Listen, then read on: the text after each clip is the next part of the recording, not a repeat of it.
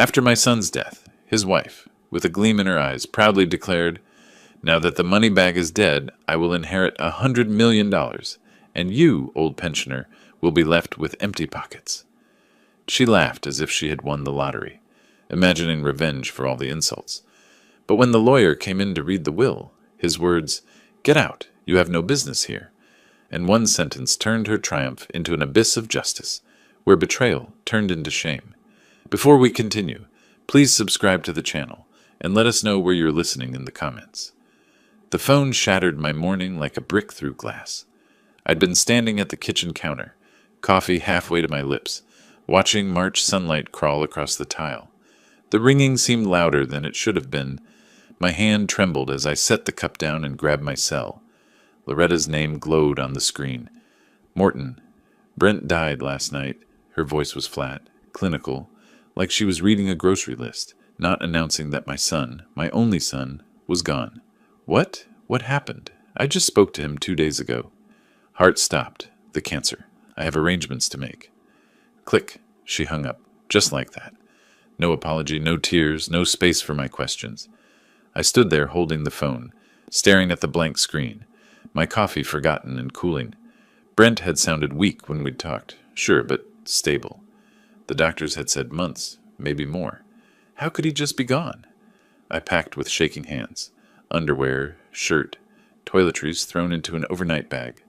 On my dresser sat a framed photo. Brent at 25, grinning on graduation day, his arm around my shoulders. I picked it up, remembering his voice from the hospital 2 weeks ago. "Dad, I'll beat this thing. I'm not done yet." But he was done, and I hadn't been there. The drive from my place in the suburbs to the San Diego estate took 45 minutes, though it felt like hours. I kept hitting redial through the car's speakers, listening to Loretta's voicemail message play over and over. Professional, distant. "Leave a message after the tone." "Loretta, it's me again. Please call me back. I need to know what happened. Was he alone? Did he say anything? I'm on my way. We need to plan the funeral together." Nothing.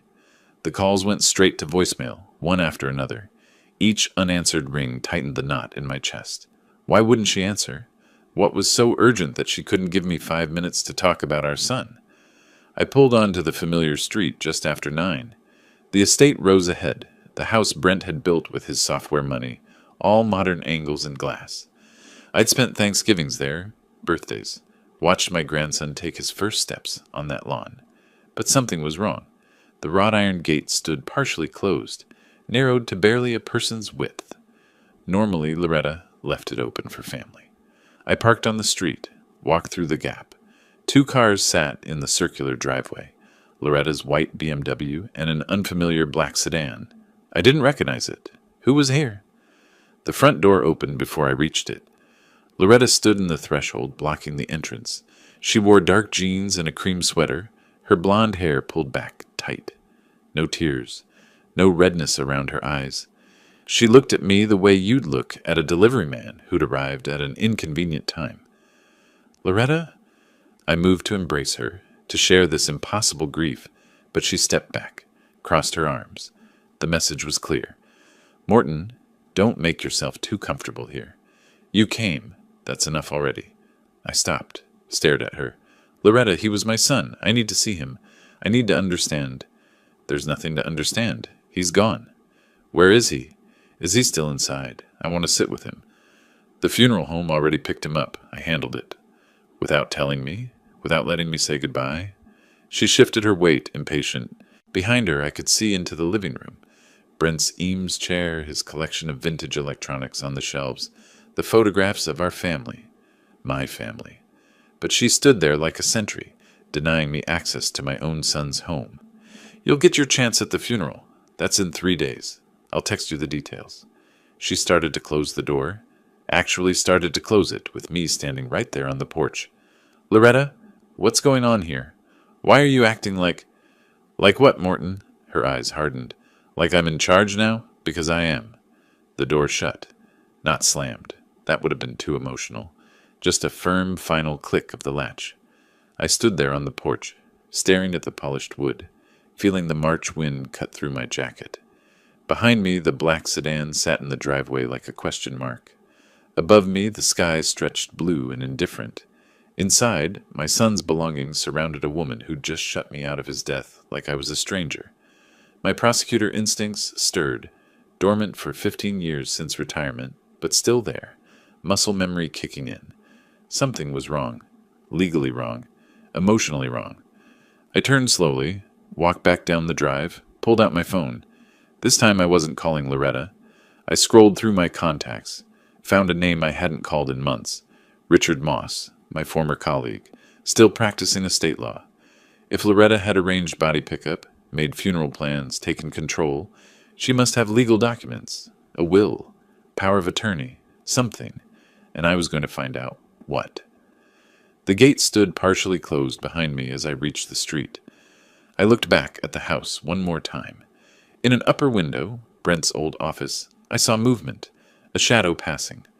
Loretta probably already back to whatever business she'd been conducting with whoever owned that black sedan. I hit dial. Richard answered on the second ring. "Morton? Long time. What's going on?" I kept my voice steady, years of courtroom control holding me together. "My son died last night. His wife is acting strange, blocking me out, won't answer questions. I need advice on estate procedures. How fast can someone take control of a body? Make arrangements before family members are notified?" A pause. "Morton, I'm sorry for your loss, but that's unusual. Legally, she has standing as spouse, but the speed you're describing raises questions. When can we meet?" "Today," I said. "Now, if possible. Come to my office. 1 hour." I drove away from the estate, watching it shrink in my rearview mirror. Brent was in there somewhere. Not his body, not anymore, but his life, his possessions, his truth. And Loretta was standing guard over all of it, keeping me out with a closed door and a cold smile. But I'd spent 30 years as a prosecutor. I knew how to find the truth when people were hiding it. I knew how to dig through lies until the foundation cracked. Loretta had made her first mistake this morning. She'd shown her hand too early, been too cold, too quick to shut me out. Guilty people always made that mistake. They moved too fast, too decisively, revealing that they had something to protect. I didn't know what she was hiding yet, but I was going to find out. The 3 days between that closed door and the funeral passed like a bad dream. I called Loretta 6 times, 6 times straight to voicemail. I called Brent's oncologist, who confirmed what I already knew. The cancer was aggressive, but Brent had been stable just days before his death. "Sometimes they take sudden turns," she'd said, professional sympathy in her voice. "I'm very sorry, Mr. Flores." I spent those nights in my home, surrounded by photographs of Brent as a boy, as a young man building his first startup, as the son who used to call me every Sunday, until Loretta entered his life 2 years ago. Then the calls became monthly, then occasional, then rare. Richard had given me basic estate information. As surviving spouse, Loretta had legal authority to make arrangements, but he'd also said something that stuck with me. "If you suspect impropriety, document everything. Save every text, every email, every interaction. Truth leaves traces." Then came the funeral. I arrived at the Bayview Memorial Chapel at 10 on March 18th. The parking lot was already half full. Inside, the viewing room smelled of lilies and furniture polish. And there was Loretta, at the center of a cluster of people I didn't recognize, her hand touching someone's arm sympathetically, dabbing her eyes with a tissue. Even from across the room, I could see the performance. I'd watched enough witnesses over 30 years to know manufactured emotion from real grief. She wore a black designer dress, probably cost more than my monthly pension. Her makeup was perfect, just enough to suggest tears without ruining the effect. She glanced up, saw me, and her expression didn't change. No acknowledgement, no greeting. She simply turned back to her audience. I scanned the room. 40, maybe 50 people, most of them strangers. Then I spotted familiar faces in the back corner. Tom Reichert and Sam Oladipo, Brent's college roommates, his business partners in those early startup days. They stood apart from Loretta's crowd, talking quietly between themselves, looking uncomfortable. The service started at 10:30. We filed into the chapel, took our seats. I sat in the second row at my own son's funeral, because Loretta had filled the first row with her friends. The casket sat closed at the front, dark mahogany, covered in white roses. Brent was in there, my boy, and I hadn't even seen him one last time. The funeral director spoke briefly. Then Loretta approached the podium. She gripped the edges, let her head drop for a moment, as if gathering strength. When she looked up, tears glistened on her cheeks. "Brent was my everything," she began, her voice breaking perfectly on the last word. "We built a life together, a business together, dreams together. He fought so hard, and I was by his side every single moment." I watched her hands on the podium, steady, controlled. His final words to me were, "Take care of everything, my love, and I will. I promise him I will. My love." Brent never called anyone my love. He'd say babe or sweetheart when he was being affectionate, but never my love. That wasn't his language. But no one else in this room would know that. They were buying every word. Loretta continued for 5 more minutes. Stories of their life together, his supposed devotion to her, their shared vision. When she stepped down, she touched her eyes with the tissue again. I watched carefully. The tears were gone within seconds.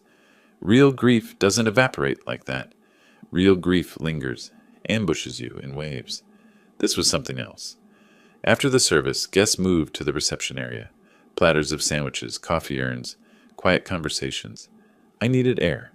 I stepped outside to the covered walkway, loosened my tie, breathed. Through the window, I could see into a small side room. Loretta stood alone for a moment, checking her phone. Her face relaxed, a slight smile, not sadness, something else. Satisfaction, maybe. Amusement. Then someone entered the room and her grief mask snapped back into place, instantly, seamlessly. I walked back inside. Tom and Sam found me near the coffee station. "Mr. Flores?" Tom gripped my hand. "We're so sorry. He was the best of us." "Thank you, Tom. I appreciate you both coming." Sam leaned closer, keeping his voice low. "Sir, can we talk? Privately? There's something—" He glanced toward Loretta across the room. "Something we think you should know about." Before I could respond, Loretta's voice cut through the conversations like a knife. "Morton, you don't need to worry about these things." She'd appeared beside us, seemingly from nowhere. She wasn't looking at Tom and Sam. She was looking at me, her smile sharp. "You're retired, old pensioner. Let those of us who actually knew Brent handle this." The room got quieter. People turning, listening. Old pensioner. She'd said it loud enough for everyone to hear, reducing me to some doddering irrelevance who didn't understand his own son. Tom opened his mouth to say something, but I touched his arm. "Not here. Not now. I wouldn't give her the scene she wanted." "I was just offering my condolences to Brent's friends," I said evenly. "Of course." Her tone was sugar-sweet poison. "That's very kind. But I'm managing the reception arrangements. You can relax, enjoy the sandwiches."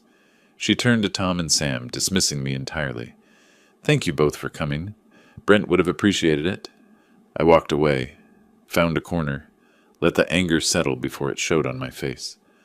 Around me, people ate sandwiches, spoke in hushed tones, performed the rituals of sympathy. Loretta moved through them like a politician at a fundraiser, touching hands, accepting condolences, her performance flawless. An hour later, as guests started drifting toward the exits, I intercepted her near the chapel entrance. I kept my voice low, conversational, but I needed answers. "Loretta, we need to discuss Brent's will, his final wishes. I was his father." She pulled her arm away. I hadn't even been touching her, with exaggerated force, as if I'd grabbed her roughly. Several people turned to look. "Brent left everything to me," she said, loud enough for those nearby to hear clearly. "The house, the business, everything. You're not needed here. Don't you understand? He wouldn't have, but he did. Accept it." She turned to a nearby couple, her voice immediately softening. "Excuse me, grief makes people behave strangely, doesn't it?" I stood there, watching her walk away, resume her performance. The couple glanced at me with pity, not for my loss, but for my apparent confusion, my elderly inability to accept reality. But I wasn't confused, not anymore. I was seeing clearly for the first time since that phone call. She wasn't just grieving differently. She was celebrating, and she wanted me to know it, wanted me to feel powerless, excluded, diminished, old pensioner, not needed here. I pulled out my phone, walked outside to the parking lot. The March afternoon was bright and cold.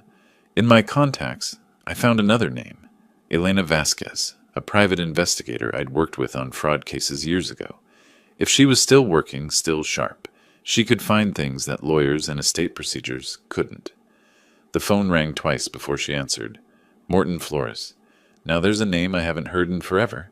How's retirement treating you? It's not, I said. I need your help. My son just died, and his wife is hiding something. I don't know what yet, but I need to find out. A pause.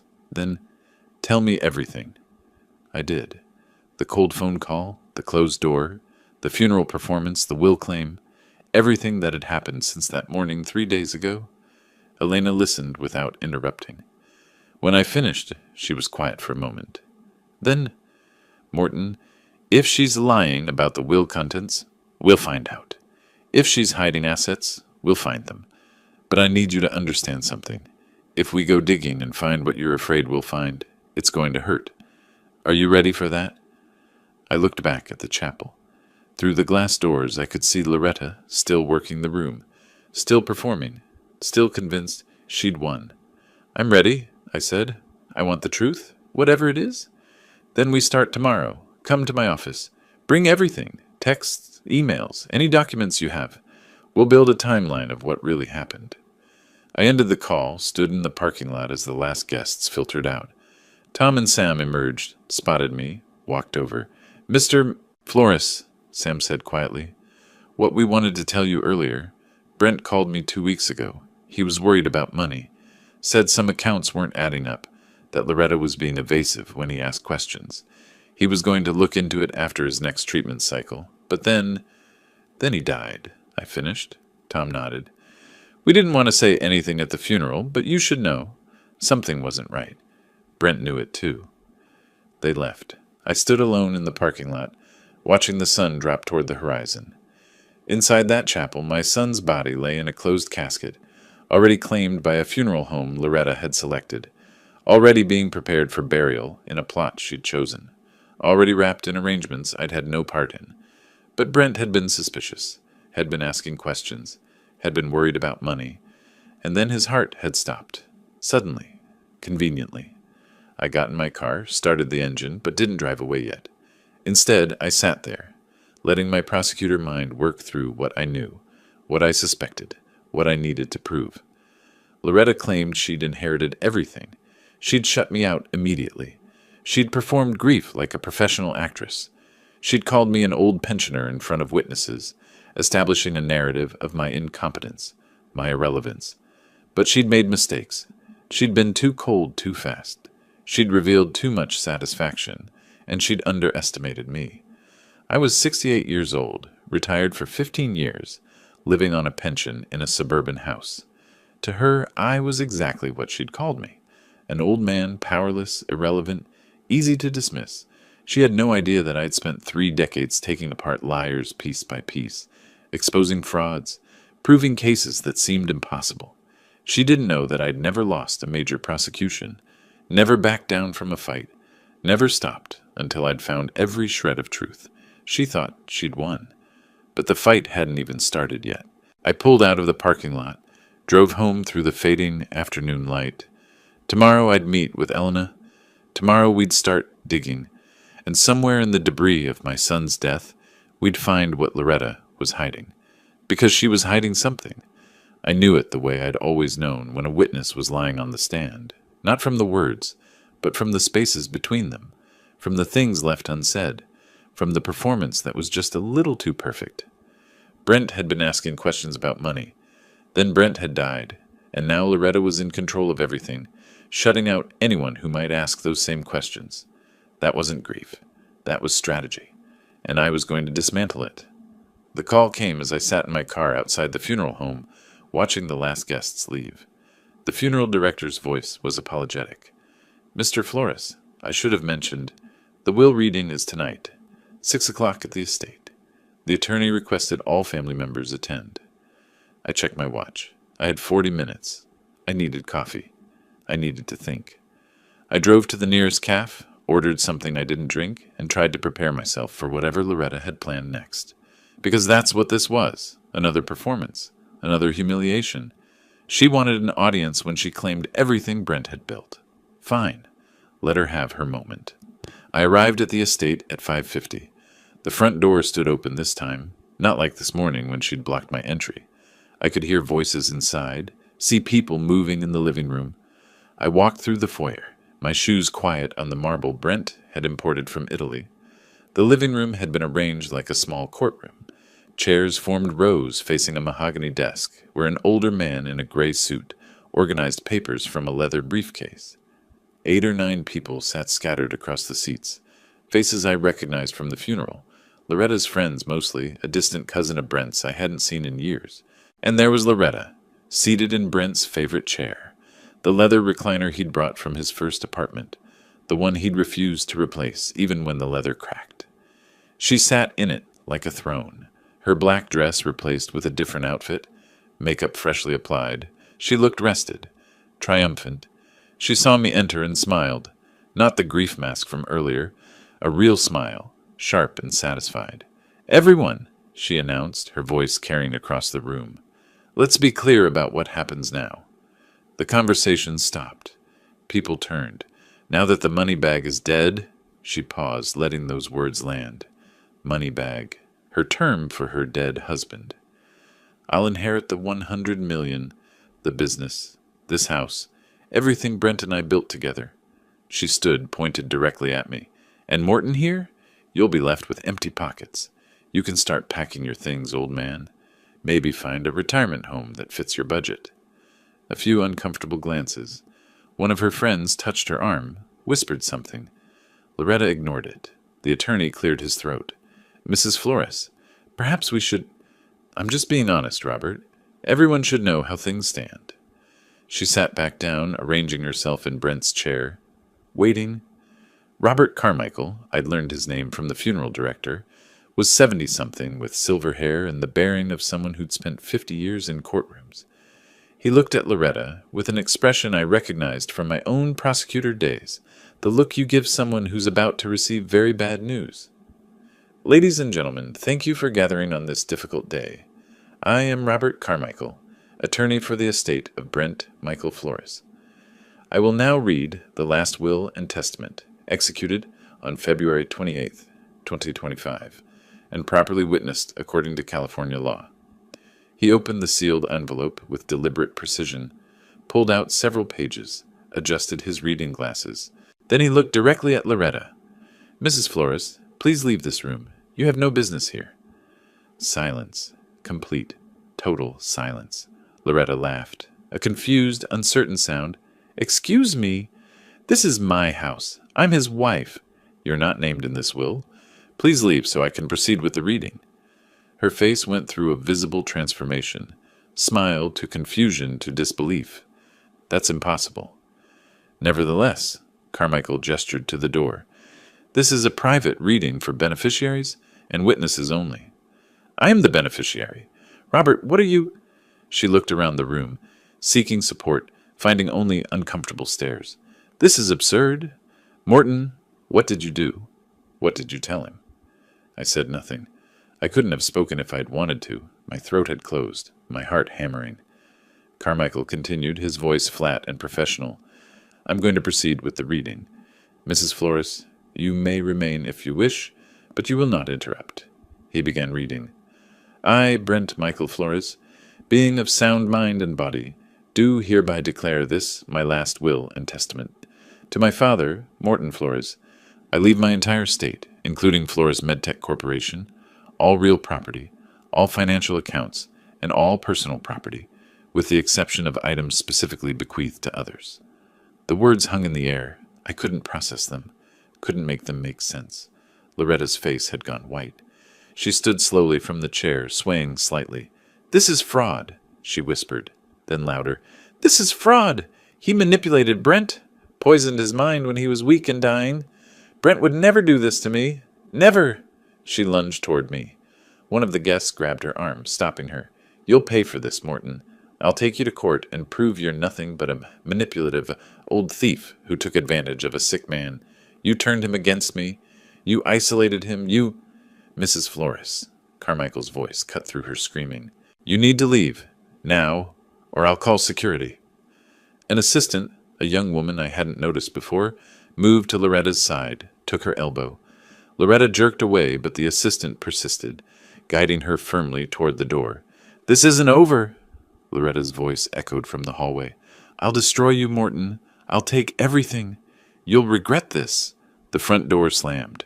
Through the window, I watched her storm to her BMW, engine roaring as she reversed down the driveway too fast, tires squealing. The room remained silent. Carmichael continued reading, small bequests to charities, personal items to old friends, procedures for the business transition. I heard the words without comprehending them. People began leaving quietly, murmuring condolences, avoiding eye contact. Within 15 minutes, the room had emptied except for Carmichael, his assistant, and me. I sat in one of the chairs, staring at my hands. Carmichael approached, holding the will document. "Mr. Flores, we need to talk. Privately. There's something your son wanted me to tell you." I followed him through the house, past family photos on the walls, past the kitchen where Brent used to make his elaborate Sunday breakfasts, past the staircase where he'd fallen and broken his arm at age 12. Carmichael opened the door to Brent's study. The room smelled like my son, coffee and electronics, and the specific cologne he'd worn since college. His computer sat dark on the desk. Books lined the shelves. A framed photo showed Brent at 30, cutting the ribbon at his company's first office. Carmichael closed the door behind us. "Sit down, Mr. Flores. What I'm about to tell you won't be easy to hear." I sat in the chair facing the desk. Carmichael remained standing, still holding the will. Your son came to me 5 weeks ago. February 23rd. He was weak, the cancer was progressing, but his mind was sharp and angry. He told me he'd discovered something about his wife, something that required immediate action. My chest tightened. He didn't show me proof. Said he was still gathering it. Didn't want to act until he was certain. But he suspected Loretta was having an affair. And he'd found irregularities in the business accounts. Transfers he hadn't authorized. Money moving to accounts he didn't recognize. How much money? He didn't say, but enough to alarm him.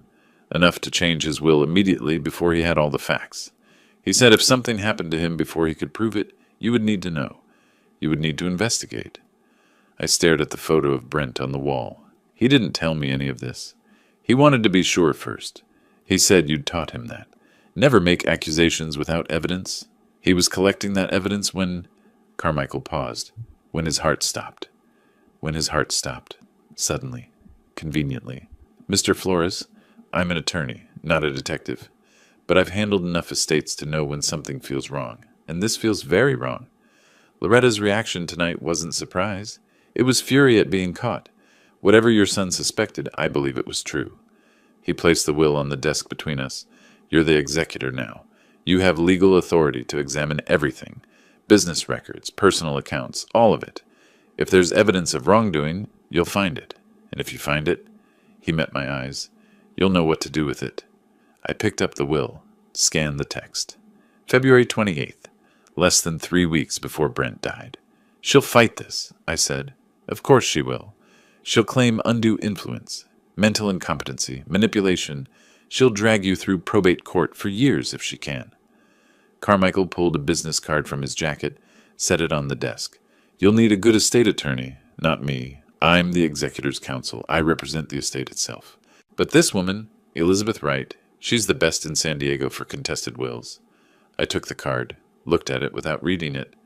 "One more thing," Carmichael said quietly. "Your son's last words to me, when he signed this will, he said, 'If something happens to me, make sure my father knows I trusted him. Make sure he knows I'm sorry for letting her come between us.'" Those were his exact words. My throat closed completely. I nodded, unable to speak. Carmichael left, closing the door softly behind him. I sat alone in Brent's study, holding the will, breathing in the fading scent of my son, and feeling the weight of what he'd left me. Not just money, not just property, but a mission. Find out what she did. Prove it. Make it right. Loretta had called me an old man, a powerless pensioner, someone to dismiss and humiliate. She had no idea what she'd just started. The week after the will reading passed in strange suspension, I stayed at my suburban home, not the estate. It felt wrong to move into Brent's house while everything remained so unsettled. Carmichael had explained some of it in that private meeting in Brent's study. My son suspected Loretta was unfaithful, had discovered irregularities in the business accounts. He didn't have proof, Carmichael said, but he had enough suspicion to protect his assets. He wanted you to have everything because he knew she'd take it all and destroy what he'd built. But suspicion wasn't proof, and now I was executor of an estate under attack. The certified letter arrived on a Tuesday morning, March 25th. I knew what it was before I opened it. The law firm name across the top, Blank and Associates. David Blank, I remembered him from my prosecutor days. Aggressive, ruthless, the kind of attorney who'd argue black was white if his client paid enough. The complaint was 47 pages. I sat at my kitchen table and read. Plaintiff alleges that defendant Morton Flores, taking advantage of his position as father to the deceased, deliberately isolated Brent Flores from his spouse, manipulated the deceased during periods of extreme physical and mental vulnerability, and exercised undue influence to redirect the estate away from its rightful beneficiary. Rightful beneficiary. She actually wrote that. The accusations went on, page after page. Elder abuse, exploitation of a vulnerable adult, interference with marital relations, fraud. Each paragraph was a knife, precise and meant to wound. I set the document down, picked up my phone. Before I could decide who to call, it rang. Tom Reichert, Brent's old college friend. Morton, I thought you should know. Loretta's been talking. She's telling everyone you were abusive to Brent, that you turned him against her, that you manipulated everything. I closed my eyes. None of that is true. I know. I knew Brent. But not everyone did. She's convincing to people who only knew her version. After Tom hung up, I sat staring at the complaint. This was her strategy. Legal pressure combined with social destruction. Attack my reputation, make me seem like the villain, force me to settle just to make it stop. I spent the next 2 days researching estate attorneys. My prosecutor experience was criminal law. I knew courtrooms, but not probate disputes. I needed someone who specialized in exactly this kind of fight. Elizabeth Wright's name appeared in 3 different cases. A contested will where a stepmother had tried to disinherit biological children. An elder abuse claim against a caretaker. A complex estate dispute that made the local news. She'd won all 3. I called her office Wednesday afternoon. Wright and Associates, how may I help you? My name is Morton Flores. I need to speak with Ms. Wright about an estate matter, a will contest. Ms. Wright is in court this week, but she has an opening Thursday at 2. Would that work? Yes. Thank you. Thursday morning, I gathered everything. The will, medical records showing Brent's mental competency in late February, notes from my visits during his illness, Carmichael's summary of Brent's suspicions. I drove downtown to the address on Elizabeth's website. The office was a converted Victorian house on a quiet street, painted cream with dark green trim, professional, but not corporate. I arrived 15 minutes early, sat in my car composing myself. At precisely 2 o'clock, I climbed the porch steps and entered. The interior was all dark wood and built-in bookshelves, cases lining the walls. A receptionist directed me to the second floor. Elizabeth Wright met me at the top of the stairs. She was 64 according to her website bio, though she could have passed for younger. Silver hair cut short, sharp gray eyes behind frameless glasses, navy suit. She shook my hand with a firm grip. Mr. Flores, come in. Her office faced the street, large windows, organized desk, diplomas on the wall. She gestured to a chair and sat across from me, not behind the desk, making this conversational rather than formal. Tell me about your relationship with your son, not the legal facts, the truth. How often did you see him during his illness? Every week, sometimes twice a week. He was my only child. Did you ever discuss the will with him? Never? I didn't know he'd changed it until Carmichael read it. She nodded, making notes on a yellow legal pad. The will is dated February 28th. What happened in late February? Why would Brent suddenly disinherit his wife? Carmichael mentioned Brent suspected something. Infidelity, financial irregularities. But I don't have proof. Then we find proof. Did Brent keep records? Computer files? Phone records? He had an office at the estate. I haven't been through it yet. Elizabeth leaned forward. Here's what we're dealing with. This lawsuit, she tapped the complaint I'd brought, claims undue influence and mental incompetency. But Brent was examined by his oncologist on February 27th. I checked. Medical records confirm cognitive function was unimpaired. The will was witnessed by 2 independent parties, neither of whom was you.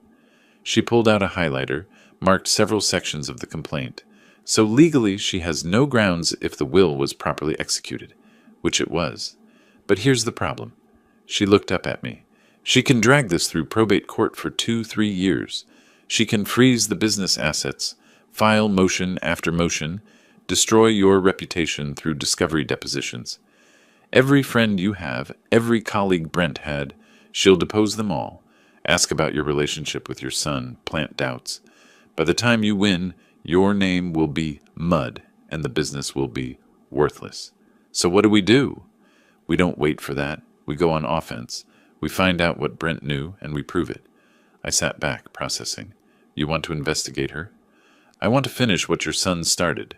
If Loretta was stealing from the business, we find the transfers. If she was having an affair, we find evidence. We don't just defend this will contest. We file a countersuit.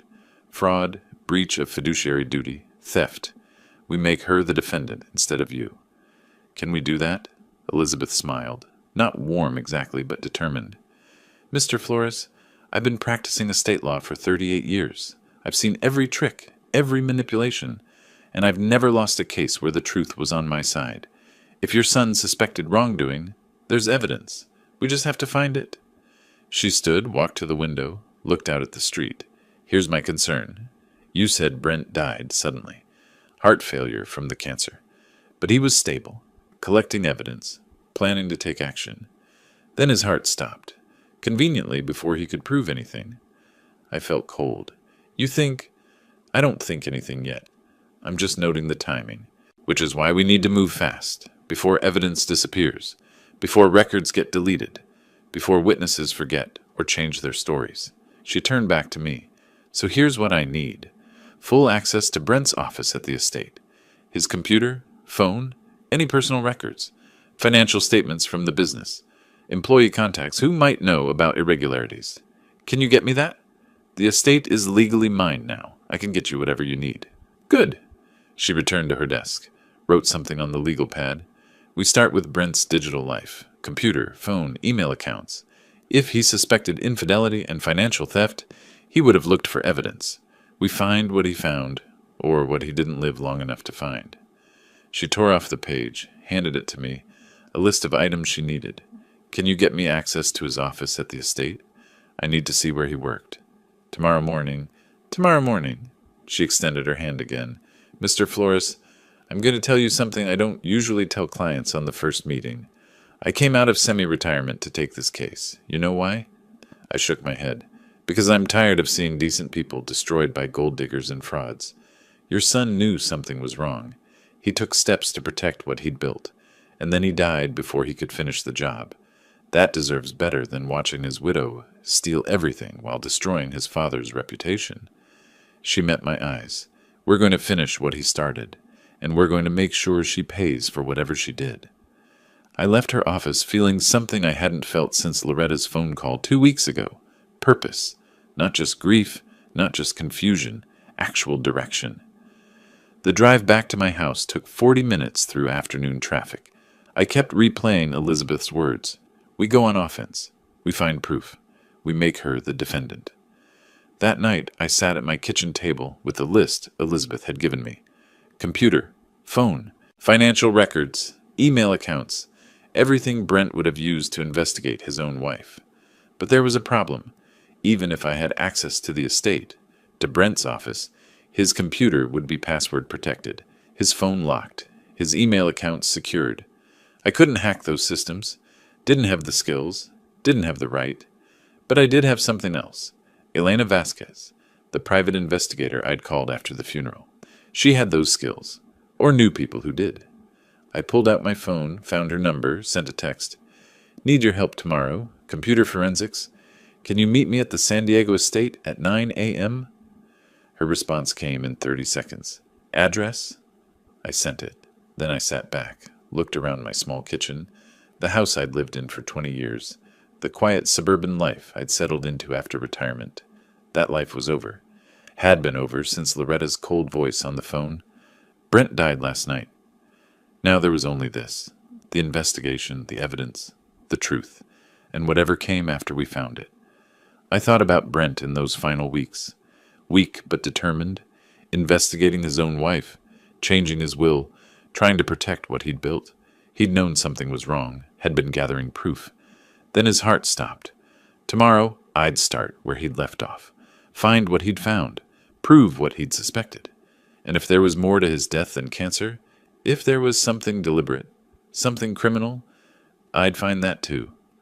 Elizabeth was right. We weren't playing defense. We were going on offense. And I wasn't that confused, grieving old man Loretta had dismissed at the funeral anymore. I was a prosecutor again, and she'd just become my target. Elizabeth arrived at the estate the next morning, carrying a laptop case and a determined expression. I'd spent the night gathering what I could access: Brent's business files, bank statements I'd found in his desk, the laptop he kept at home. I'd barely slept, running through scenarios, questions. What had Brent discovered? What had he been afraid to tell me? "Let's see what your son wanted us to find," Elizabeth said, setting up at his desk. Within 20 minutes, we had our first answer. She'd inserted a USB drive into Brent's laptop, running recovery software that scrolled through hundreds of deleted files. We watched the screen as file names appeared, one after another. Loretta Bank Transfers Zaib, Offshore Research PDF, CA Adultery Law, .docx. "Your son was investigating her," Elizabeth said quietly.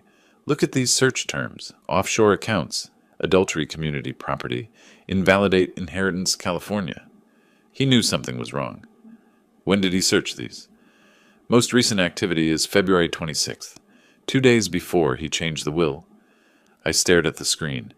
Brent had been dying, barely able to walk from his bed to the bathroom, and he'd been using what energy he had left to investigate his own wife. Elizabeth clicked through the recovered browser history. Pages about financial fraud, California state law, divorce proceedings. Each search was a breadcrumb, showing my son's growing suspicion, his determination to protect what he'd built. "We need to verify what he found," Elizabeth said. "These searches tell us what he suspected. We need proof of what actually happened." I stepped out of the office to make a call. Richard Moss, the estate attorney who'd first advised me, had connections beyond legal practice. I dialed his number. "Richard, I need a favor. Unofficial, time-sensitive. Financial audit for a private matter. Can you recommend someone who moves fast and stays quiet?" A pause. "How unofficial are we talking?" "Let's say I'm trying to avoid discovery until I have solid evidence." "I know someone. She's expensive and she's thorough. Give me the company name." "Flores Medtech Corporation. 2 years of transactions, looking for irregularities." "I'll make the call." 4 days later, Elizabeth and I sat in her office while Richard's contact, a forensic accountant named Patricia Chen, presented her findings. The report was bound, professional, devastating. "Mr. Flores, your daughter-in-law has been systematically looting the company." Patricia's finger traced down columns of numbers. $2.3 million over 18 months, transferred to accounts in the Cayman Islands. Every transaction was authorized under her signature authority, perfectly legal on paper, completely fraudulent in reality. Elizabeth leaned forward. "Can we prove fraud?" "If you can prove the offshore accounts belong to her personally, yes. That's embezzlement. But you'll need bank records from the Caymans, which means subpoenas, international cooperation." "We'll get them," Elizabeth said. "What else?" Patricia flipped through pages. The transfers were disguised as consulting fees and equipment purchases, all approved during periods when Mr. Flores, the deceased, was hospitalized or undergoing treatment. She waited for his vulnerable moments. I felt cold rage settle in my chest. While Brent was fighting cancer, struggling to survive, she'd been stealing from the company he'd built. "Thank you, Patricia," Elizabeth said. "We'll need you to testify when this goes to court." After Patricia left, Elizabeth turned to me. "This is solid evidence, but we need more. The financial theft proves embezzlement. But in California, we can also pursue her for breach of fiduciary duty if we can prove infidelity. Community property laws work in our favor. A spouse who commits adultery during the marriage can lose inheritance rights. How do we prove an affair? Elizabeth pulled out her phone, scrolled through contacts. I know someone. Marcus Webb, former SDPD detective, runs a private investigation firm now. He's expensive, but he's the best. We met Webb the next day in his office, a converted loft downtown. He was 60, built like someone who still hit the gym regularly, with sharp gray eyes that had seen too much.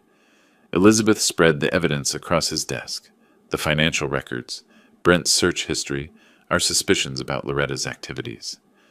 I'll establish her patterns first, Webb said. Where she goes, who she meets, daily routines. If there's another person in the picture, I'll find them. Usually takes a week, maybe 2. We need documentation, Elizabeth said. Photos, videos, timestamps. Admissible quality. Webb smiled slightly. I know what courts need, counselor. 30 years SDPD, remember? 5 days into the surveillance, Webb sent encrypted files to Elizabeth's secure email. We watched on her office computer as the video played. A parking garage. Loretta's white BMW pulling into a space. A man approaching, mid-30s, fit, wearing gym clothes. They embraced. Not a friendly hug. A passionate kiss that lasted long enough to leave no doubt about their relationship. The video continued. More meetings. Her entering his apartment building, leaving 3 hours later. Coffee shop encounters where they sat close, holding hands across the table. The timestamp showed a pattern, 3, sometimes 4 times a week. Webb's accompanying report was thorough. Subject, Loretta Flores. Secondary subject, Mark Taylor, age 39, fitness trainer at Elite Gym San Diego. Relationship patterns suggest long-term affair, not recent development. Social media analysis indicates interaction dating back approximately 14 months. I stared at the screen, watching Loretta laugh at something Mark said. 14 months. Brent had been diagnosed with pancreatic cancer 16 months ago. While Brent was dying, I said. Elizabeth's voice was quiet. While Brent was dying, in California, adultery during marriage affects community property rights. This changes everything. She paused the video on a frame of Loretta and Mark kissing. This is enough. We can file a counter motion, present the adultery evidence, potentially stop her lawsuit entirely. I looked at the photos Webb had provided, dozens of them cataloging the affair in painful detail. Loretta's face, mid-laugh, her hand on Mark's chest, the two of them entering his apartment, oblivious to surveillance. I thought of Brent, weak and struggling, still trying to investigate his wife, still trying to protect what he'd built. He'd known, he'd suspected, and he'd died before he could prove it. No, I said quietly. Elizabeth looked up, surprised. No? We don't show our hand yet. Let her think she's winning. I want to know everything. How long this has been going on? What else she's hiding? We keep digging. Elizabeth studied me for a moment. Something shifted in her expression. Recognition, maybe. Understanding that this wasn't just about winning a case anymore. This was about justice. Complete, thorough, undeniable justice. All right, she said. Webb continues surveillance. I picked up one of the photos, Loretta's face, mid-laugh, completely unaware she was being documented, and slipped it into my briefcase. The prosecutor in me, dormant for 15 years, was fully awake now, and the prey had no idea she was being hunted. We fell into a routine over the following weeks. 3, sometimes 4 evenings a week, I'd drive to Elizabeth's office after dinner, and we'd work until 9 or 10 o'clock, building our case brick by brick. Court filings, evidence cataloging, deposition preparation. Webb continued providing surveillance updates, more photos of Loretta and her fitness trainer, more evidence of the affair's duration. The financial audit was complete, documenting every fraudulent transfer. We had everything we needed, but somewhere between the legal strategies and documentary evidence, the conversation shifted. It started innocently, questions about whether I wanted regular or decaf coffee, then questions about family, about life before all this. And then, one evening in late April, Elizabeth closed the file we'd been reviewing and asked, "Can I ask you something personal? Not about the case, about you?" The office was quiet, just the two of us, desk lamp creating a pool of light, scattered documents surrounding us like evidence of our shared purpose. Of course. She was silent for a moment, arranging her thoughts. How did you survive it? Watching your son slip away, not just from the cancer, but before that. Watching him choose someone who you knew was wrong for him. I'd never talked about this. Not with anyone. Badly at first. I tried to warn him gently. He accused me of being jealous, said I couldn't accept him having his own life. So you stepped back. What else could I do? Drive him away completely? I looked at my hands. I told myself if I gave them space, if I didn't interfere, eventually he'd see what she was. But then he got sick, and there wasn't time anymore, and I'll never know if... I stopped. Elizabeth's hand had moved across the desk, covering mine. Not a dramatic gesture, just a simple touch of comfort. You couldn't have changed it, she said. Some people see what they want to see until reality forces the truth on them. Believe me, I know. She pulled her hand back slowly, but the warmth lingered. My husband left me for a paralegal in his firm, she said. 26 years old, fresh out of school. I was 54, and suddenly I wasn't enough. He took half of everything I'd built and started over with someone who made him feel young. How did you survive it? Badly at first. A slight smile. Then I realized something. I didn't want someone who couldn't see my value. Throwing myself into work was easier than dealing with the loneliness. I took early semi-retirement because I was tired of watching happy couples and wondering what I'd done wrong. Turns out I wasn't the problem. Neither was I said. No, neither were we. The silence that followed was different from our usual comfortable working quiet. This was charged, aware. Elizabeth cleared her throat, shuffled papers. We should probably. It's getting late. But the next evening we met for coffee instead of going straight to work. Then lunch a few days later. The conversations deepened. Her passion for hiking, her daughter's wedding last summer, my years teaching Brent to fish at the lake near our old house. You were a federal prosecutor for 30 years and you've never seen The Godfather? Elizabeth's tone was mock horrified. I smiled. I lived courtroom drama every day.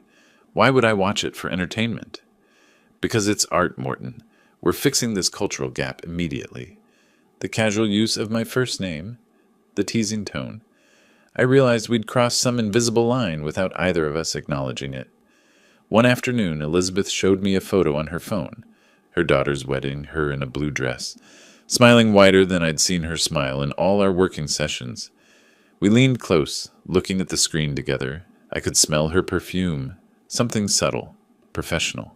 Our shoulders touched. Neither of us moved away. She looks like you, I said. She has her father's stubbornness, unfortunately. Elizabeth lowered the phone, but didn't pull back. We were inches apart, her eyes meeting mine. For a moment, neither of us spoke. The air felt different, charged. Then her phone buzzed. She straightened, checking the message. The moment broken. It's my assistant. David Blank filed something. Emergency motion. She's bringing it over now. 20 minutes later, we read Blank's filing together. Improper relationship. Conflict of interest. Ethical violation, compromising representation. The language was inflammatory, accusatory, designed to discredit both of us. Elizabeth's face flushed with anger. This is David Blank's specialty. When he can't win on facts, he goes after character. He's claiming we have an improper relationship that compromises my representation. Do we? She looked at me carefully. Have an improper relationship?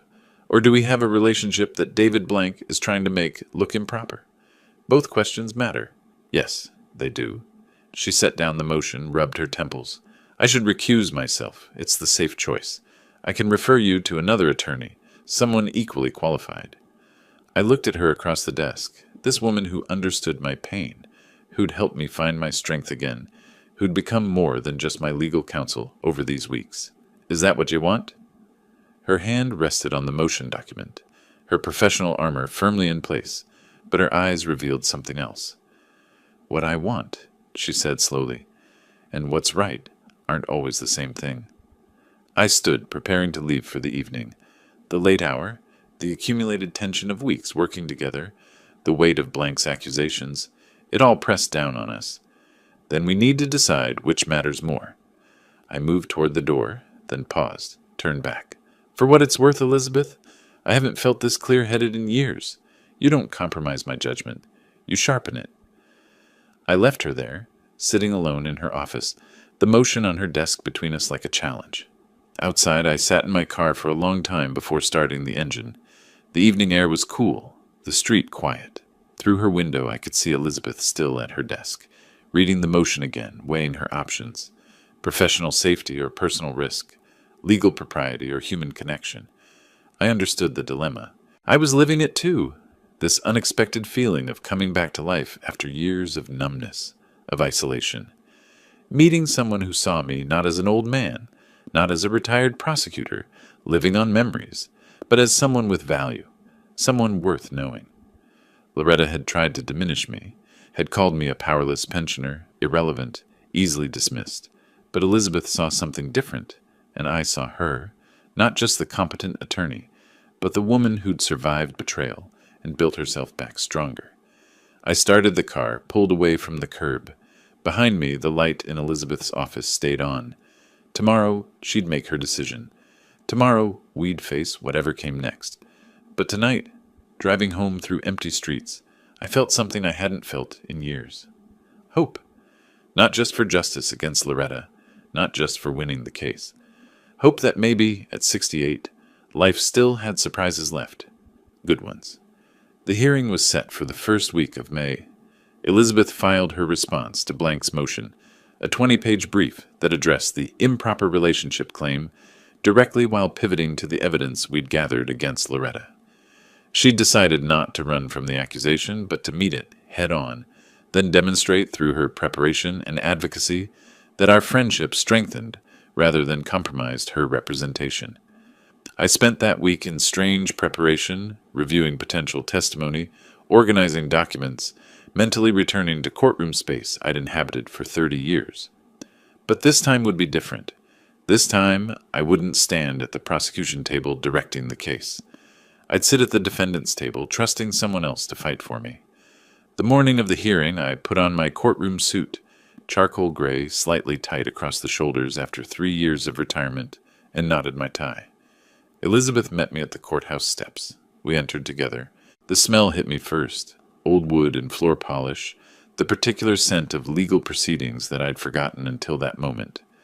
The probate courtroom was smaller than the criminal courts I'd known, but the weight was the same. Judge Patricia Hendricks presided from the bench, 60-something silver hair, the expression of someone who'd seen every manipulation tactic in probate litigation. Elizabeth squeezed my arm briefly before opening her briefcase with practiced precision. We took our seats at the defendant's table. Across the aisle, David Blank arranged his documents with theatrical flair, Loretta beside him in conservative black, playing the wronged widow. "Let's begin," Judge Hendricks said. "Mr. Blank, your motion to disqualify counsel." Blank stood, gestured broadly. "Your Honor, the evidence shows an unconscionable relationship between attorney and client. Ms. Wright and Mr. Flores have been seen together repeatedly at restaurants. Spending evenings alone in her office."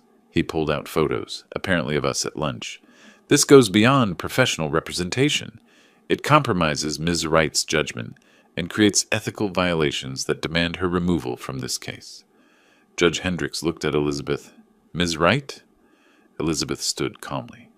"Your Honor, Mr. Flores and I have developed mutual respect and friendship during this representation. I won't apologize for treating my client as a human being rather than a case file. My judgment remains sound, my advocacy vigorous, and my ethics intact. Mr. Blank has presented innuendo, but no evidence of impairment." The judge studied both attorneys for a moment. "Mr. Blank, you've presented innuendo, but no evidence that Ms. Wright's representation has been compromised. Attorneys and clients are human beings who sometimes form friendships. Unless you can demonstrate actual impairment of judgment or ethical violation, this motion is denied. Ms. Wright remains counsel of record." Blank's jaw tightened. He sat down, whispered something to Loretta. "Now," Judge Hendricks said, "let's address the will contest itself." The next 2 hours were methodical demolition. Blank called witnesses, a neighbor who'd seen my car at the estate frequently, a distant acquaintance who claimed I'd been hovering over Brent during his illness. Each testimony painted me as predatory, manipulative, taking advantage of my dying son. Elizabeth's cross-examinations were surgical. Mrs. Patterson, you testified you saw Mr. Flores visit his son frequently. Did you ever witness any of these visits? No, but I saw his car. So you don't know what occurred during these visits? Well, no, but did you know that Brent Flores called his father every Sunday for 20 years before his illness? Silence. Let me rephrase. You're testifying about frequency of visits, but have no personal knowledge of their nature or content, correct? I suppose. Elizabeth presented medical records from Brent's oncologist, documenting his cognitive function was unimpaired through February 28th, the day he signed the will. Robert Carmichael testified about the will execution, confirming Brent's clarity of mind, his deliberate choices, his specific instructions. Then Elizabeth made her move. Your Honor, the defense has focused on Mr. Flores's relationship with his dying son. I'd like to redirect attention to Mrs. Flores's relationship with someone else during that same period. She pressed a button. The courtroom screen flickered to life. The photograph was large, undeniable. Loretta and a younger man kissing in a parking garage. The timestamp read January 15th, 2025. The courtroom went silent. Collective intake of breath. This is Loretta Flores with Mark Taylor, taken on January 15th of this year. Brent Flores was alive, undergoing chemotherapy. The affair had been ongoing for over a year. More photos. Loretta and Mark embracing, entering his apartment building, sitting close at a caf, holding hands. I watched Loretta's face drain of color. Blank leaned over, whispered urgently. Your Honor, Elizabeth continued, in California, adultery during marriage affects community property rights and inheritance. Mrs. Flores wasn't the devoted wife caring for her dying husband. She was conducting a long-term affair while planning to inherit his estate. Loretta stood abruptly in the gallery. Those photos are misleading. Mark was helping me through a difficult time. He was a friend when I needed support. Elizabeth's expression didn't change. A friend you bought a $15,000 Rolex for using marital funds? She held up financial records. A friend you texted, I can't wait to feel your body against mine while your husband was in hospice? She held up phone records. Mrs. Flores, adultery isn't just morally reprehensible, it's legally relevant. Loretta sat down abruptly, face flushed. Blank stood quickly. Your Honor, I request a recess to consult with my client. Judge Hendricks looked at the evidence displayed on screen, then at Loretta, then back to Blank. We'll take a 30-minute recess. Mr. Blank, I suggest you consult with your client about whether continuing this litigation serves her interests. The gavel struck. The courtroom erupted with murmured conversations. I watched Loretta and Blank huddle in urgent whispered conference, her hands gesturing frantically. Elizabeth packed her evidence binders methodically, her face professionally neutral, but she caught my eye, a moment of shared understanding. I stood, needing air. The hallway was crowded with people from the gallery, reporters with notebooks, curious observers, and there, standing against the far wall, watching me with an expression of pure hatred, was a man I recognized only from surveillance photos, Mark Taylor, the fitness trainer. He'd come to court.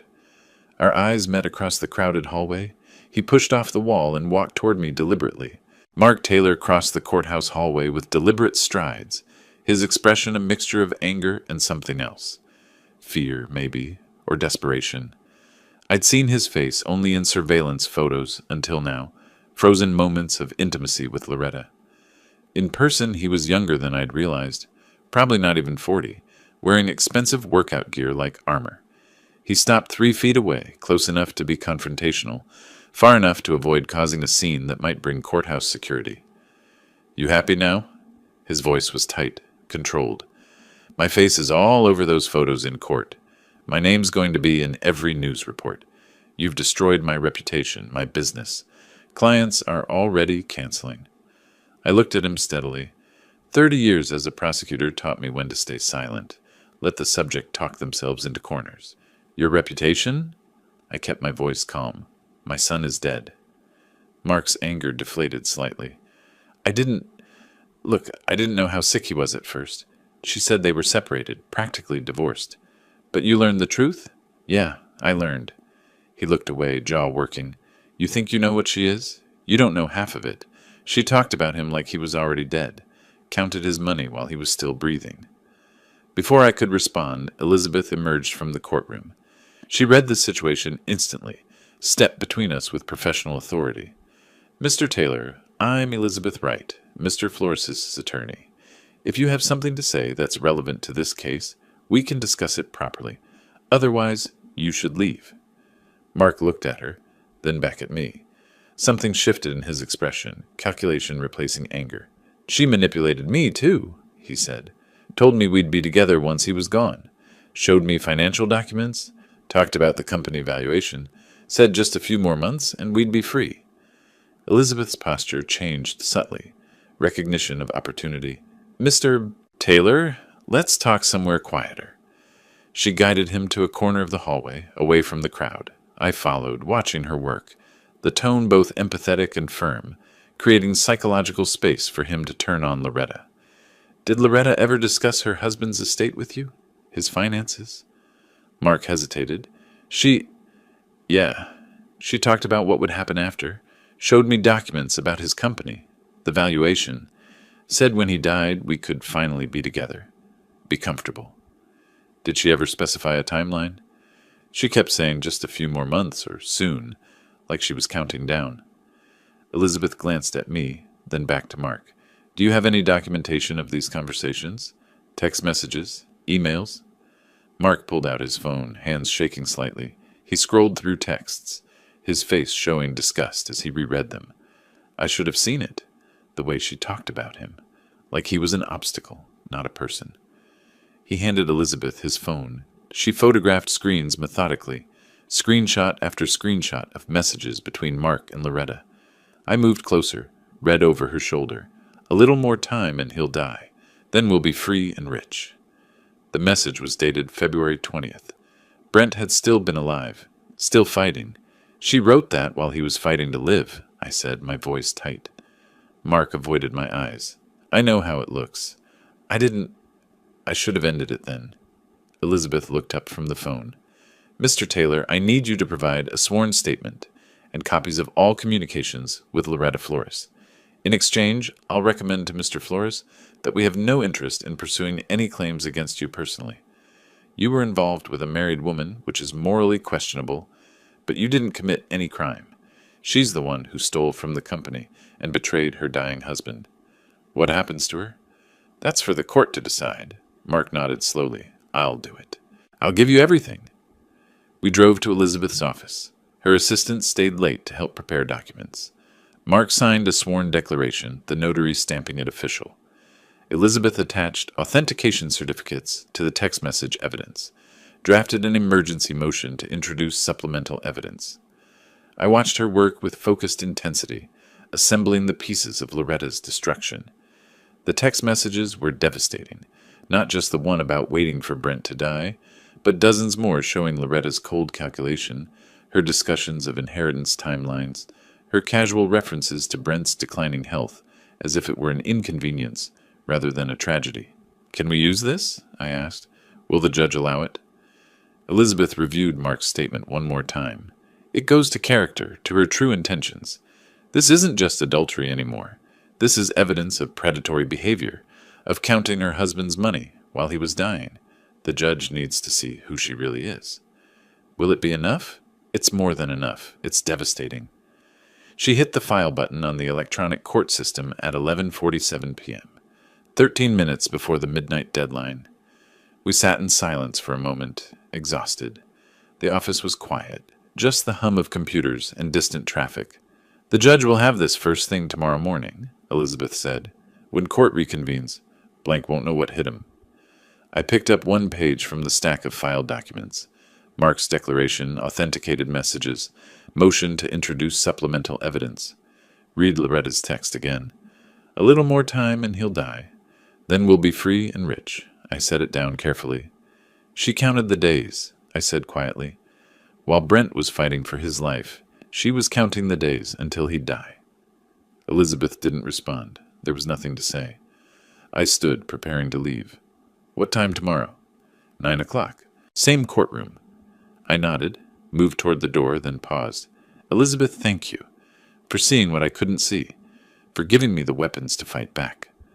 She looked at me across the desk, this woman who'd become more than just my attorney, who'd helped me find strength I'd thought was gone.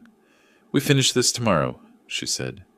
I left the office, drove home through empty streets. But I didn't sleep. I sat at my kitchen table, looking at the framed photo of Brent, thinking about those text messages. A little more time and he'll die. Loretta had written those words while Brent struggled to breathe, while he underwent chemotherapy, while he fought with every ounce of strength to survive. She hadn't just betrayed him. She'd waited, calculated, counted down to his death like it was something to celebrate. Tomorrow, the judge would see it all. Tomorrow, whatever sympathy Loretta might have claimed as a grieving widow would evaporate in the face of her own words. Tomorrow, justice would be complete. But tonight, I just sat with my son's photograph and felt the weight of what we'd discovered. Not just theft, not just adultery, but something colder and more calculated than I'd imagined possible. I returned to the courthouse the next morning with less than 4 hours of sleep. The images from Mark Taylor's phone, those text messages Loretta counting down days to Brent's death, had played on repeat behind my closed eyelids. The city was waking up around me, commuters heading to office buildings, food trucks setting up on corners, construction crews beginning their day. But I felt removed from all of it, suspended in this legal limbo where my son's memory and legacy hung in the balance. Elizabeth met me at the courthouse steps, her expression telling me she'd slept as little as I had. "Ready?" she asked. I nodded. Neither of us spoke about what ready meant. Ready to win, ready to watch Loretta's final defeat, ready to close this chapter. Maybe all of it. We climbed the courthouse steps together. Inside, the courtroom felt different. Yesterday's tension had crystallized into something harder, more final. Loretta sat with David Blank, and I barely recognized her, makeup smudged, hair less perfect than usual. Her hands trembled as she whispered urgently to her attorney, who looked professionally resigned. Judge Hendricks entered. We stood. "I've reviewed the emergency filing submitted last night," she began, looking directly at Blank. "Your objection is noted, but overruled. The text messages between Mrs. Flores and Mr. Taylor are relevant to her character and state of mind during the period in question. Mrs. Flores cannot claim surprise about communication she herself authored. The evidence will be admitted." Blank started to respond, but the judge continued. "Having reviewed all evidence presented, I find the will, dated February 28, 2025, to be valid. Brent Flores possessed testamentary capacity and was not subject to undue influence." My chest tightened. Elizabeth's hand found mine briefly under the table. "Furthermore," Judge Hendricks said, her voice hardening, "evidence of Mrs. Flores's adultery during the marriage disqualifies her from community property rights under California law. The will is upheld in its entirety."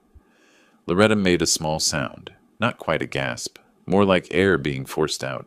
"Additionally, evidence of financial misappropriation totaling $2.3 million requires referral to the district attorney for investigation of potential criminal conduct."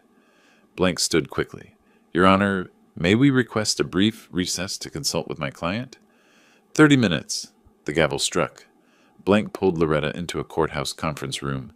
Through the window, I watched them, his hands gesturing, explaining, probably telling her what I already knew. She'd lost everything. The question now was whether she'd face criminal charges too. Elizabeth and I waited in the hallway.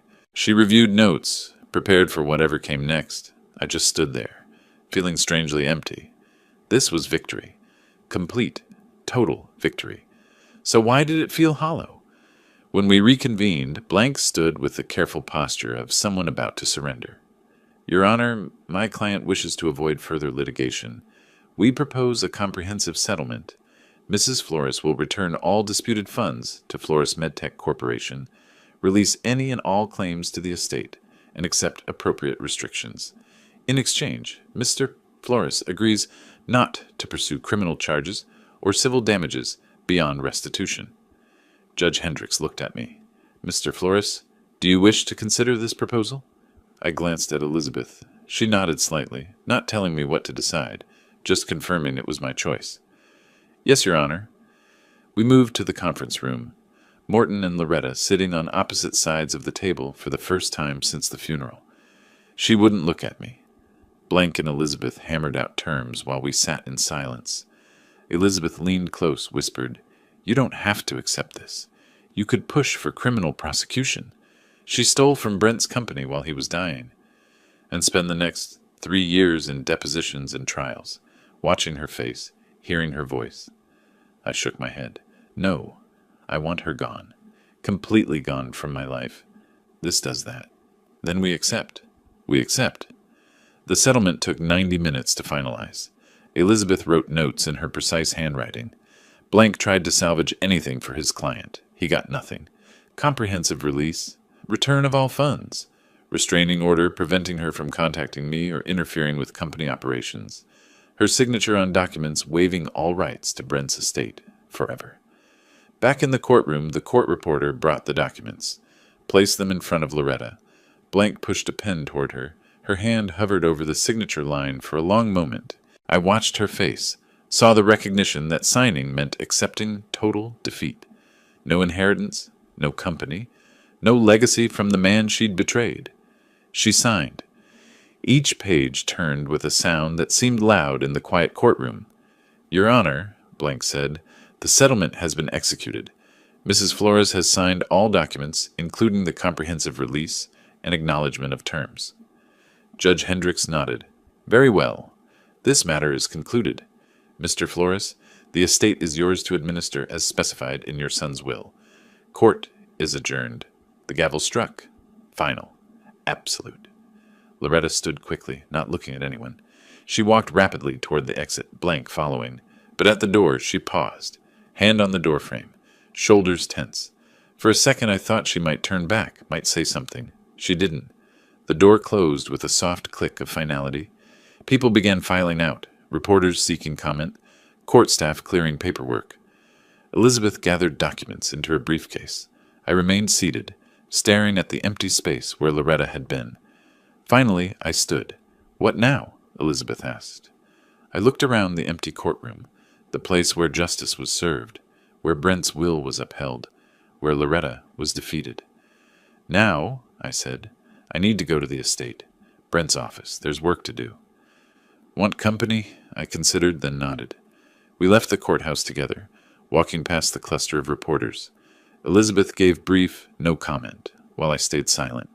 We got into separate cars with plans to meet at the estate. I drove through San Diego streets, morning becoming afternoon. The weight of victory settled over me, not triumph, but responsibility. I'd won. Completely, decisively, won.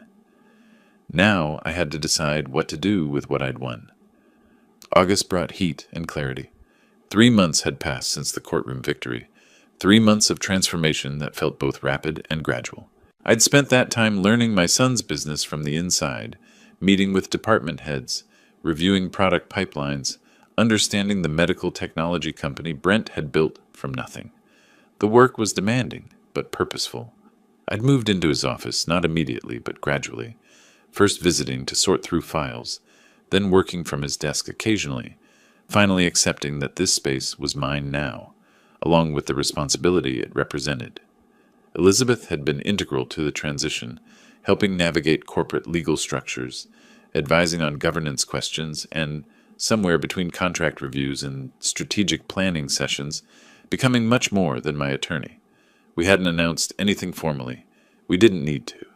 People saw us together at business functions, noticed the easy partnership, drew their own conclusions, and for the first time in years, I didn't mind being seen.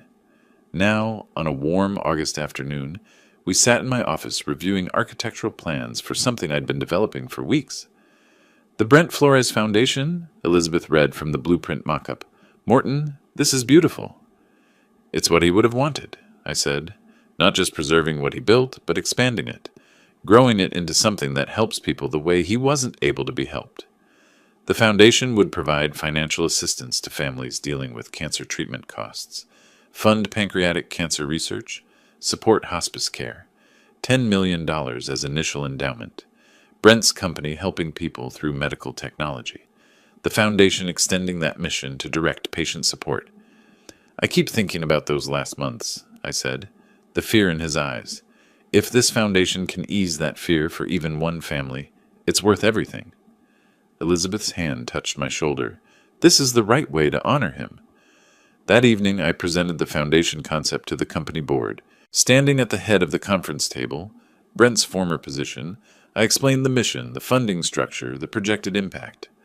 I'm establishing the Brent Flores Foundation with a $10 million endowment, I said. Its mission will be supporting families dealing with cancer treatment costs and funding pancreatic cancer research. Brent built this company to help people through medical technology. The foundation extends that mission to direct patient support. My voice caught slightly when I said, the Brent Flores Foundation, first time speaking the name aloud publicly. I found Elizabeth's expression across the room, drew strength from it, continued, it's what he would have wanted. The board approved unanimously. Afterward, one of the board members approached me. Mr. Flores, we're all pleased to see you've found partnership, both professionally and personally. Elizabeth's guidance has been invaluable during this transition. I glanced at Elizabeth. She's been invaluable in more ways than corporate restructuring. Sometimes the best things emerge from the worst circumstances. Later that week, on a quiet Sunday afternoon, Elizabeth and I drove to the cemetery. I'd been visiting weekly since May, routine I'd established, something grounding in the chaos of transformation. Elizabeth had asked to join me. We walked through the grounds, following the familiar path to Brent's headstone. I carried a small bouquet, the weekly ritual that helped me feel connected. At the grave, I placed the flowers carefully, stood in silence for a moment, Elizabeth staying slightly back to give me space. Son, I said quietly, I did what I promised. Justice prevailed. Loretta got nothing, and she'll never benefit from what you built. I paused, organizing thoughts. The foundation launches next month. Your name will help people. Your legacy continues. Another pause. I found someone, Brent. Elizabeth. I think you'd have liked her. She's principled, strong. She helped me fight for you when I didn't know how. The longest pause yet. I miss you. That doesn't change. But I'm okay now. Finally, okay. Elizabeth moved closer, taking my hand. We stood together in comfortable silence. You come here every week? She asked eventually. Every Sunday. It's become my routine. Want to join me next time? I'd like that. But Morton, he's not here. You know that, right? He's in the foundation, in the company, in your memories, not just here. I squeezed her hand. I know, but I'm not ready to stop visiting yet. Maybe someday. No rush. We have time. We walked back to the parking area, slowly. Elizabeth asked what I wanted for dinner, and I suggested trying that new restaurant she'd mentioned weeks ago. Normalcy. Domesticity. Life continuing. We drove separate cars but agreed to meet at my place, the suburban house I'd kept despite inheriting Brent's estate. I didn't need the mansion's size or luxury. This space was mine, filled with my memories, now ready for new ones. Elizabeth's car pulled up behind mine in the driveway. As she walked toward me, I thought about the journey from that cold phone call in March to this warm August evening. Brent was gone. That truth didn't change, but I was still here. And after everything, the betrayal, the battle, the victory, I'd found something I didn't know I was looking for. A reason to keep living fully, not just existing. Justice had been necessary. The courtroom victory, Loretta's defeat, the money returned, the will upheld, all of it mattered. But love, purpose, meaningful work, these were what made justice worth achieving. These were what transformed survival into living. Loretta had tried to reduce me to nothing. An old pensioner, powerless, irrelevant, easily dismissed. She'd been wrong about everything. I was 68 years old. I'd lost my only son. I'd fought the hardest battle of my life. And I'd won. Not just in court, not just financially. I'd won back myself, my purpose, my future. Elizabeth reached me, and together we walked toward the house. The door closed behind us. Through the windows, lights came on as evening fell, warm glow against gathering darkness. Inside, there would be dinner, conversation, companionship. Tomorrow, there would be work, foundation business, company decisions, meaningful action. Next Sunday, there would be flowers at Brent's grave. Every Sunday after that, too. The grief remained, would always remain, but it no longer dominated. It coexisted with purpose, with love, with the dailiness of building something good from something terrible. Loretta was gone. Left San Diego, left my life, irrelevant now. Mark Taylor had disappeared too. Their story was over, finished, no longer worth thinking about. My story continued. Brent's legacy continued. The foundation would help families, fund research, ease fear for people facing what we'd faced. That was enough? More than enough. It was everything. If you like this story, please like this video, subscribe to the channel, and share your impressions of this story in the comments. To listen to the next story, click on the box on the left. Thank you for watching.